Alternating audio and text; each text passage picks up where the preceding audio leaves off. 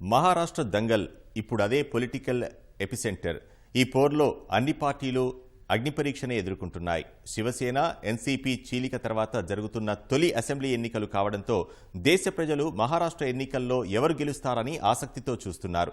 హర్యానా ఎన్నికల తర్వాత జోరు మీదున్న భాజపా మహాయుతి కూటమి పేరుతో చీలిపోయిన అజిత్ పవార్, ఏకనాథ్ సింధేతో జట్టుకట్టగా యూబీటీ శివసేన, కాంగ్రెస్, ఎన్సీపీ శరద్ పవార్ మహావికాస్ అఘాడీగా కలిసి బరిలోకి దిగనున్నాయి. పార్టీల చీలికలు, కీలకమైన మరాఠా రిజర్వేషన్లు, రైతుల సమస్యలే ఎన్నికల సమరంలో కీలకం కానున్నాయి. మరి ప్రజా తీర్పు ఎలా ఉండనుంది ఇప్పుడు చూద్దాం.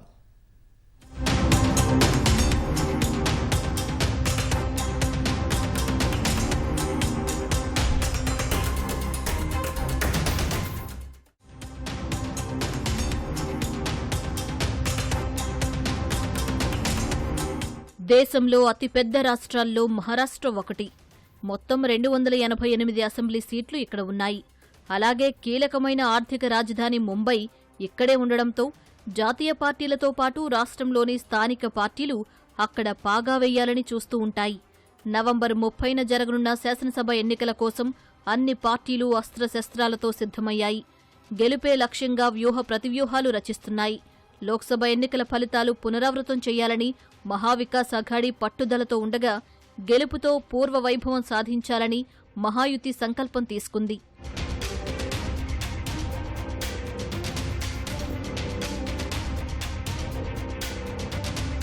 వాస్తవానికి 2019 ఎన్నికల్లో భాజపా ప్రభుత్వాన్ని ఏర్పాటు చేసే వరకు వచ్చి శివసేనతో వచ్చిన విభేదాల కారణంగా వెనక్కి తగ్గాల్సొచ్చింది. అలా శివసేన కాంగ్రెస్, ఎన్సీపీతో మహావికాస్ అఘాడీ కూటమిగా ఏర్పడి ప్రభుత్వాన్ని ఏర్పాటు చేసింది. కానీ ఇది 3 నాళ్ల ముచ్చటగానే మిగిలింది. మహావికాస్ అఘాడీగా ఏర్పడ్డానికి కారణమైన ఏక్నాథ్ సింధే శివసేన నుంచి బయటకు వచ్చి భాజపాతో కలిసి ప్రభుత్వం ఏర్పాటు చేయడం మహారాష్ట్ర రాజకీయాల్లో సంచలనంగా మారింది.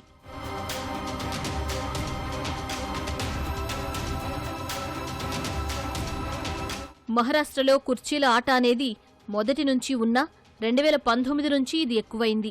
ఏక్నాథ్ సింధే భాజపాతో కలిసి సీఎం పదవి అధిష్ఠించగా మరో ఏడాదికే పవార్ వర్గంలో అసమ్మతితో అజిత్ పవార్ కూడా భాజపా గూటికే వచ్చేశాడు.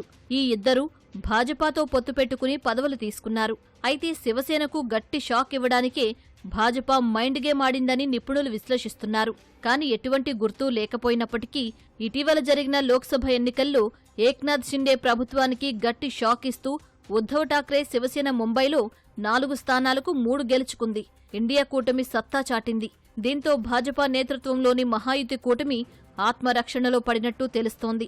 శాసనసభ ఎన్నికల వేళ ఇది 2 కూటముల పరిస్థితి.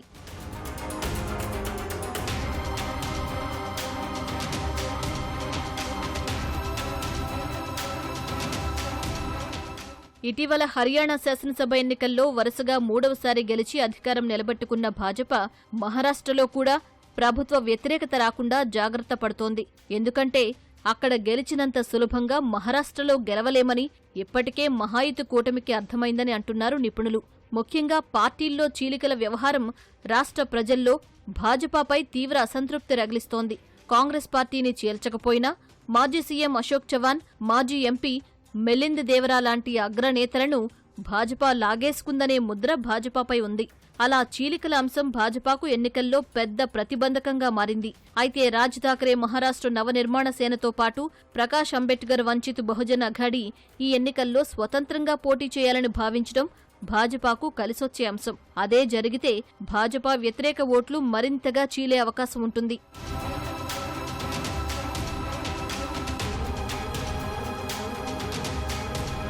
మహారాష్ట్రలో కుల, మత రాజకీయాలు చాలా ఎక్కువే. ఇక్కడ మరాఠా, ముస్లిం, దళితుల ఓట్లు చాలా కీలకం. మరాఠా రిజర్వేషన్ అనేది ఎప్పటినుంచో రాష్ట్రంలో నలుగుతున్న సమస్య. ఎందుకంటే వీరు రాష్ట్ర జనాభాలో 30% ఉన్నారు. దీంతో తమను ఓబీసీల్లో చేర్చాలని ఎంతో కాలం నుంచి డిమాండ్ చేస్తున్నారు. ఈ ప్రతిపాదనపై మహాయుతి ప్రభుత్వం సానుకూలంగా ఉన్నామని ప్రకటించినా అమలులో జాప్యం కొనసాగుతూనే ఉంది.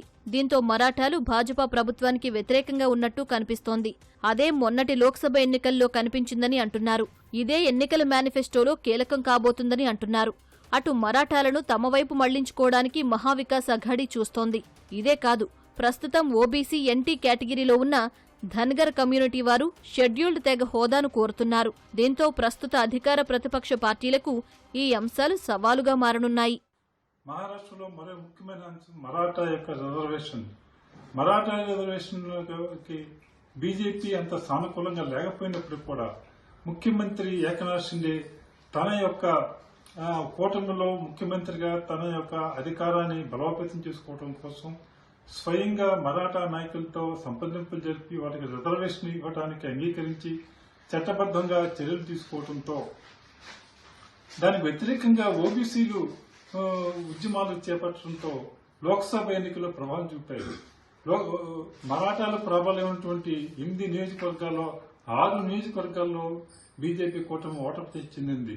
ఈ యొక్క మరాఠా రిజర్వేషన్ యొక్క అంశం కూడా ఈ అసెంబ్లీ ఎన్నికల్లో విశేషమైన ప్రభావం చూపేటువంటి అవకాశం ఉంది. రైతుల సమస్యలు కూడా మహారాష్ట్ర ఎన్నికల్లో కీలకం కానున్నాయి. ఇక్కడ పండే పత్తి, సోయాబీన్, ఉల్లి వంటి పంటలకు మద్దతు ధర అనేది చాలా కీలకమైన అంశం. కీలక పంటల ధరలు తగ్గడంతో లోక్సభ ఎన్నికల్లో 18 స్థానాల్లో భాజపాపై ప్రభావం పడింది. ఈ నేపథ్యంలోనే పార్టీలు మేనిఫెస్టో సిద్ధం చేసే అవకాశం కనిపిస్తోంది. అటు సీట్ల పంపకంలోనూ పార్టీలకు తలనొప్పులే కనిపిస్తున్నాయి. గత ఎన్నికల పరిణామాలు, నేతల జంపింగ్ల అనంతరం సీట్లపై పార్టీలు చాలా ఆశలే పెట్టుకున్నాయి. మెజారిటీ పరంగా కాంగ్రెస్, భాజపా ఎక్కువ స్థానాల్లో పోటీలో నిలుస్తున్నా మ్యాజిక్ ఫిగర్ను అందుకోవాలంటే మాత్రం స్థానిక పార్టీల బలం తప్పనిసరి. అయితే పార్టీలను చీల్చిన ఏక్నాథ్ షిండే, అజిత్ పవార్లకు ఈ ఎన్నిక అత్యంత కీలకమనే చెప్పుకోవాలి. మహారాష్ట్రలో జరగనున్న ఎన్నికలు ఎన్ని అంశాలను ప్రభావితం చేసినా పార్టీల చీలికలు అనే అంశం ఓట్లను చేల్చనుంది. అందుకే పార్టీల మధ్య కాదు, వ్యక్తుల మధ్య పోటీ అన్నది సుస్పష్టమైంది. ఏక్నాథ్ షిండే, అజిత్ పవార్ వర్సెస్ ఉద్ధవ్ ఠాక్రే, శరద్ పవార్ ప్రస్తుతం ఇవే పేర్లు వినిపిస్తున్నాయి. వీరికి ఈ ఎన్నికలు చావో రేవో. అందుకే మహారాష్ట్ర రాజకీయాల్లో ఎన్నడూ లేనంత ఆసక్తి ప్రస్తుతం నెలకొంది.